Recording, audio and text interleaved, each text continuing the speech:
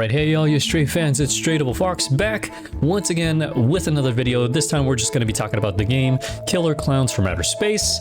We got some descriptions, we've got character descriptions as well, some of the weapons, some traps, all that good stuff, and we're just going to be overall talking about the game and maybe some possible concerns that may arise from the game. So let's go ahead and jump into it. Our first description is here. We're on the home page of Killer Clowns from Outer Space, the game. So what we've got here is based on the 1980s cult classic film of the same name, Killer Clowns from Outer Space. The game is a multiplayer asymmetrical 3v7 horror game that pits 3 clowns against 7 humans. Clowns win by capturing most or all of the human citizens of Crescent Cove, while humans win by either deactivating the clown's big top spaceship, escaping the map before time runs out, or keeping the majority of the townsfolk alive from the entire round. Okay, so we'll go ahead and just leave some more of that information to talk about for later, but let's go ahead and dive in to some other piece of information here. Send in the clowns. As a clown, players will have access to a wide variety of silly but powerful tools. Players can select from one of 5 clown classes, each with unique special abilities such as a balloon, animal dog you can conjure to sniff out opponents, or an AoE LOL attack that heals your allies and debuffs your enemies. Okay. Let's see here. So we'll start from left to right. The Scout Jumbo. Jumbo is a clown of all trades. His Pentashot blaster is a shotgun-like weapon that can hit up to 5 players at once. He can chase you down and whack you with a clown mallet or make you come to him with his finger lure. Ah, interesting. So he can force the player to come to him if you want to separate the player from the group. So I guess if everybody's kind of just pairing up in twos or something like that, well, this guy would be really good because then you can sort of move players away from the huge group or their pair, so that way you can easily take them down. And you can hit up to 5 targets at once. That's huge. So if they all decide to band together, then blam, just blast them. All right. Next up, we have the fighter Shorty. I'm definitely going to be playing Shorty. The Clown of Clash. Shorty can one-punch KO any opponent. Jeez. Or take you out with at a distance with his cotton candy C4 launcher. If you think you can outrun Shorty, Shorty will run you down on his tricycle or pop out of a pizza box. Oh, okay, so he's got maybe a sort of teleport ability. So maybe you can throw out like a pizza box somewhere, and if nobody's paying attention, boop, you can just pop up right now in front of them that they're trying to get away. It'd be crazy to see, but I like it. Up close in your face, can run you down. The Tank Chubby. This absolute unit of a clown uses his unstoppable rage to break through walls, while his cotton candy ground punch levels nearby humans. So maybe a sort of stun if they're close by enough? Chubby loves to share his pies. Willing or not, one bite incapacitates his victims. So I guess if players are trying to heal and they're going around eating food, maybe the pie is like poisoned or something like that, or maybe he could throw his pies, because I think in the trailer we saw that he could throw his pie. But either way, a very interesting concept. I like it. The Tracker Spiky. Between his popcorn bazooka tracker and trusty balloon dog, there's no hiding from Spiky. He may not be the fastest, but if he needs to get somewhere quickly, he can summon his invisible car and speed off towards his victims. Wow, he could just summon an invisible car and just drive off. See ya, suckers.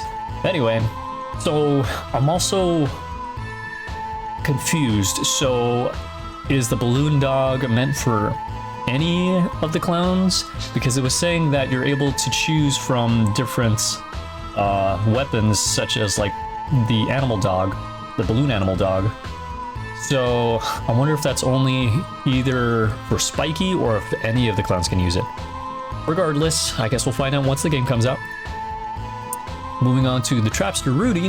While his brethren seek and destroy, Rudy plots and traps his baby clown snake evil Jack-in-the-Box, and popcorn mines, exactly what they sound like, will snare any unsuspecting human who triggers them. So with popcorn mines, does that like ping him out? Does that cause damage? So many questions. but a trap character nonetheless, and it'd be very interesting to see that in action. All right, and then we've got humans. Protect humanity. Look, we love campy horror. That's why our 5 playable human classes are based on camp horror staples: teens, punks, cops, rednecks, and bikers. Each class comes with its own strengths and weaknesses, and players will need to use teamwork, stealth, and good old-fashioned resourcefulness to beat back the merry menace. There we go. Tongue twisters here. Teens. Left to right. Biker. You're the baddest of the bad, and everyone typically hates how brash you are. You're not the fastest runner, but your strength lets you carry more and hit harder than anyone else in town. If one of those clowns gets near you, well, you'll just have to knock their block off. Okay, so these are the brutes of the humans. Gotcha. So you still get a choice of weapons, which is nice. Get to pick up resources, weapons, all that sort of good stuff as a survivor. But you'll just do more damage. Whether it be more range or melee damage, not sure what the buffs are or passives. But we'll find out once the game comes out, right? Cops. Being a cop is in a small town isn't the action-packed career you imagined. Years of yelling at skateboarders and writing parking tickets leaves you wanting for a piece of action, but they'll see. No one is going to make a clown out of you, especially these clowns. Not really much of a description for the clown class, but I would assume that their special ability is ranged weapons, possibly. Maybe AoE buffs, I would think, since they're more of like a leadership role. So, very interesting concept. We'll just have to see. Punk. Armed with tattoos, cheap beer, and a slightly above average knowledge of political machine, you're a force to be slightly concerned about. Your fighting ability is only exceeded by your running ability, probably from years of evading officers. Hard, you know what, in your younger days. So, in that case, these are probably going to be the stamina characters. So it says that they're mostly meant for outrunning. So these are likely going to be the top people that are just going to be running around, collecting anything and everything for everybody else, bringing it back to the group, meeting up, and supplying everyone. So these guys are probably going to be a force to be reckoned with, because I don't know if they can outrun all the clowns, and if that's the case, then that might be a little bit tough. But then again, everybody has like their sort of ranged weapons. Alright, moving on to rednecks. Ever since Uncle Jim Bob told you about being abducted in '84, you vowed to never let it happen to another soul. Something about seeing him on an inflatable donut makes you weep. Oh man. Now it's time to make good on that promise. Grab your trusty shotgun and aim for the clown's red nose. Oh, sorry, my nose is a little stuffy. Need to get me a clown nose. But anyway, so, maybe these are supposed to be the jack of all trades, so a sort of balanced character class.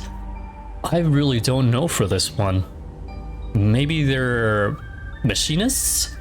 That, or that would be the punk kids. Either way, I'm not too sure on this one. I'll have to figure out some more information here of what exactly they do. Then we got the teens.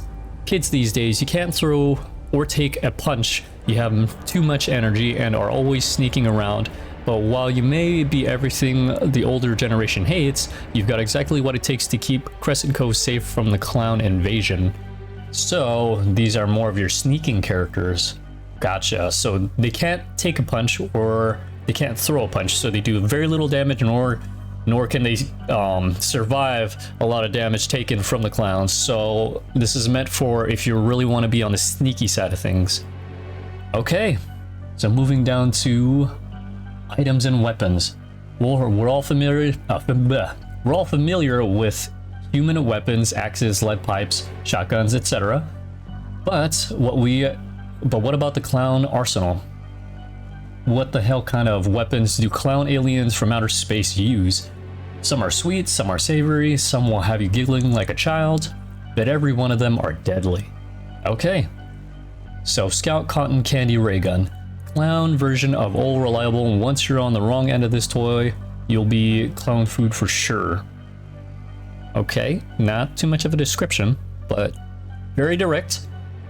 Popcorn Bazookas. It doesn't hurt much, but Spiky will be able to track you down from the sweet, buttery goodness now emanating from you. Okay, so we got a tracking weapon. Is it meant only for Spiky? I don't know. I would think so, to kind of keep it more on like the class side, but who knows. Tracker Cotton Candy Ray Gun. The clown version of Old Reliable wants to... Okay, so it's just the same description for the first gun. Okay, but I guess it's just the tracking version of it? I wonder if you also have limited uses on some of these clown weapons. Fighter Cotton Candy Ray Gun. So same description as the first, but I would assume that it's more damaging since it's the fighter version of it. Again, same description, but it's a Trapper Cotton Candy Ray Gun, so I wonder if this is just mostly meant to slow down. Very, very interesting. Wish they would give a little bit more of a description, but I guess I'm safe to say some of the descriptions that I'm just taking away from the title itself would be a safe bet on what they actually do. In-game maps are inventive but faithful recreations of iconic locations from Killer Klowns from Outer Space movie.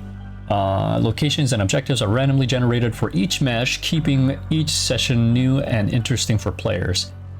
When they say randomly generated, I really hope they mean randomly generated and not just have like 3 different spots in which placeholders in which the items just kind of spawn.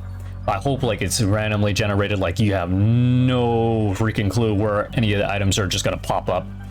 So I don't know how much work that'll take, but it'd be a really good idea if they can implement something like that. Okay, Crescent Cove, a quiet suburban town in Central California with a little something for everyone. Arcades, carnivals, bikers, biker bars, and beaches. Crescent Cove has it all. More information, and their Discord page, and signing up for newsletters. Okay, so now's the part where I'm gonna kind of try to pick apart some things and some main concerns that I'll probably have with the game.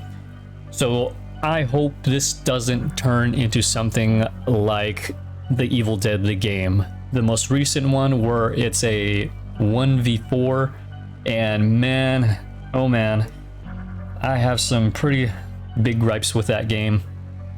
My main concern is not the game itself, honestly, is more with the community.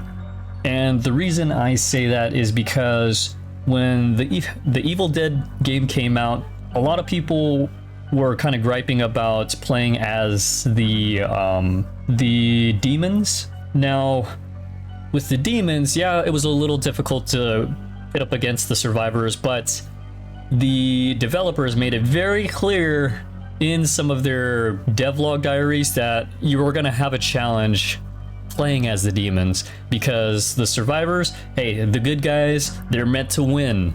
They are meant to win, but you could still put up a good fight enough as a demon to win. And I've had my scenarios where I have won as the demon. I went up against some strong survivors, but I managed to pull forth because there was a really big thing where they had a stamina bar, and upgrading your side perks to be able to fill up that stamina bar as quickly as possible was a really, really big thing. And I learned that as the survivor, and man, oh man, was I wrecking a lot of demons using that mechanic. But playing as the demon and going up against those same survivors that had that same sort of setup, I was able to defeat them because I had planned ahead. I started putting out a whole bunch of minions and I just completely overwhelmed them. It was all about using my head, and the developers had told you that in their devlogs for the demons. They're like, hey, you need to make sure that you're on top of your A game. You need to make sure you plan ahead. You need to make sure that you're aware of the minions that you're putting out So what did I do?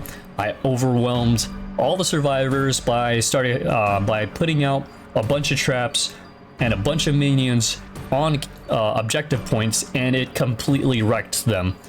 And sure, I would pop in here and there to kind of smack them around a little bit, but then I'd put out my ultimate minion and I would just completely wreck everything. So it was just more of putting some knowledge to good use and actually giving some good feedback when it came to making improvements to the game. And I'm hoping that the devs for this game just don't like give in to the community, because the community for the Evil Dead, they started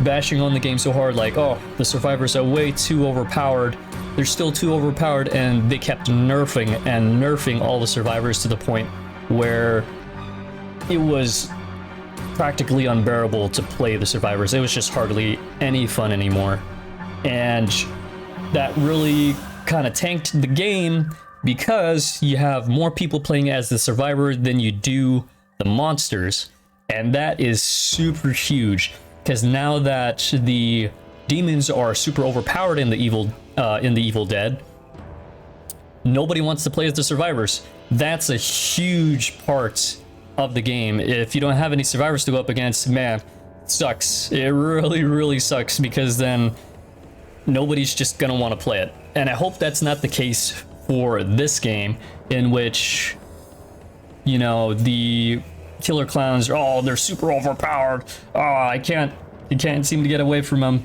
I totally understand some gripes here and there if they're really that overpowered, but some people honestly really need to just kind of take a step back and consider what could be a beneficial improvement to the game, rather than just say, hey, this class is way too overpowered. Oh no, they're still too overpowered.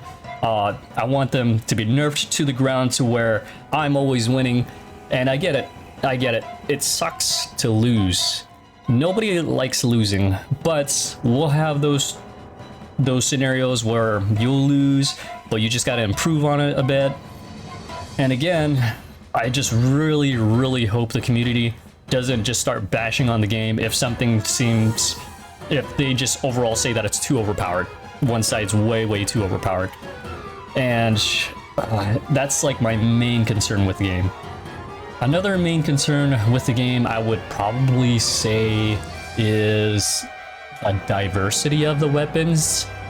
Based off of the description here, they kind of almost contradict themselves in saying, it's like, hey, we have this balloon animal dog, you're able to go and use these weapons, but they don't really say whether or not if you can use those weapons as other clowns, or if you can use them as just one class. That part is a little bit concerning, because if everybody can use the balloon dog, then it kind of just somewhat defeats the purpose of the tracker based clown. So yeah. Alright, so continuing on, another concern that I have was the objective.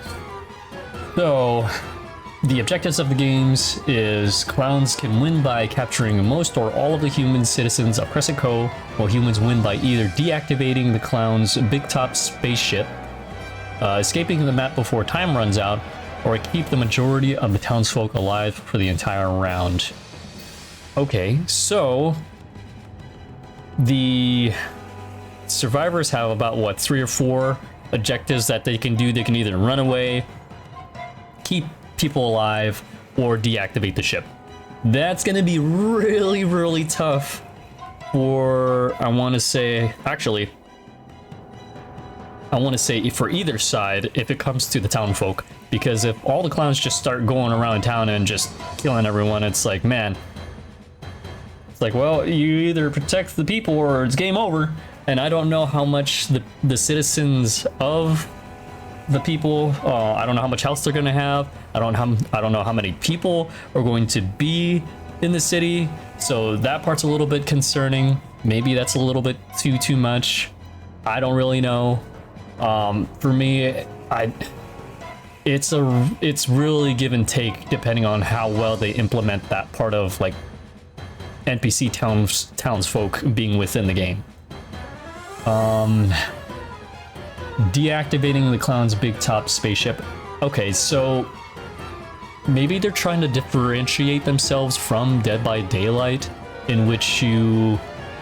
then again, in Dead by Daylight, you have to kind of deactivate, or actually, sorry, activate generators to be able to escape, but these survivors literally just have the option to escape.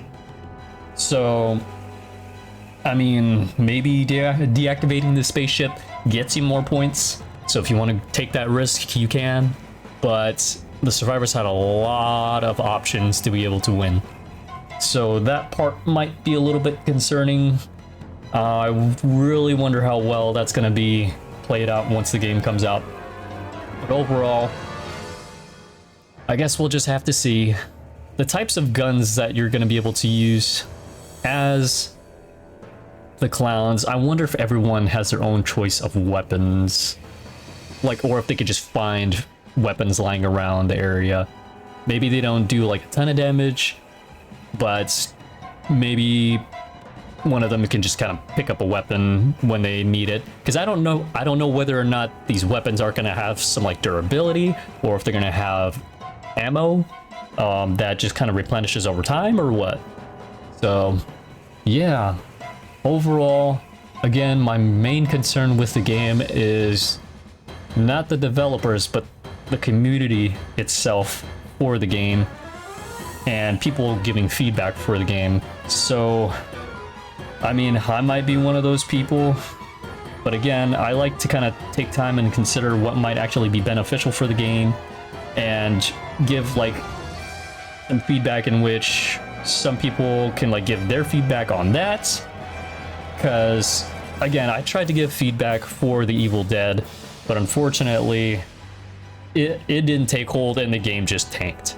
The survivors were just nerfed straight into the ground, and I really don't want to see that happen to this game, because this looks like it's going to be tons of fun. It just looks like silly fun as well. And then it'll be nice to be able to play the game with the other friends and all that sort of stuff. So I really, really hope this game doesn't end up like Evil Dead. I really don't. But I guess I have actually, I don't want to say I have high hopes. I have minimal expectations for the game. I guess I'll say that.